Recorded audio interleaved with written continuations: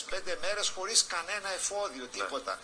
Και βέβαια το άλλο είναι ότι πώς έγινε η βύθιση, αυτό μαρτύρησε και ταυτίζεται η μαρτυρία του με άλλες που έγιναν χθες. Δηλαδή τους έδεσε με κάποιο σχοινί, με κάποιο σηματόσχηνο, δεν ξέρω, το σκάφος του λιμενικού και προσπάθησε να τους ρημουλκίσει τραβώντας προς τα αριστερά το καΐκι, το οποίο ξαφνικά, για λόγους που ούτε ο ίδιος κατάλαβε, πήρε δεξιά πίεση και ακαριέα βυθίστηκε. Αυτή είναι η μαρτυρία του. Γιατί εμείς, κύριε Πολυχρονόπουλε, επικοινωνήσαμε πριν με τον εκπρόσωπο τύπου του λιμενικού, τον είχαμε δηλαδή ζωντανά στην εκπομπή, ο οποίος μας είπε κατηγορηματικά ότι δεν υπήρξε κανένα εγχείρημα, καμία απόπειρα πρόσδεσης του λιμενικού. Υπάρχει περίπτωση να είναι, μας είπε το άλλο, ότι είναι με σκοινιά το εμπορικό πλοίο, προσπαθούσε να περάσει τρόφιμα. Μπορεί να εννοούσε αυτό? Όχι, δεν έχει καμία.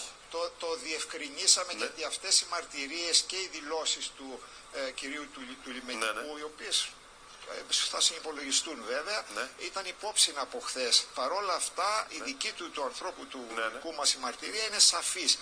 Πρόκειτο για πρόσδεση με κάποιο σκοινί από το σκάφος του λιμενικού, το οποίο, όπως το είπε, προσπάθησε προς τα αριστερά να ρημουλκίσει το καΐκι, το οποίο ευνηδίως βυθίστηκε. Ο κύριος που μιλούσε πριν αγγλικά, που βρισκόταν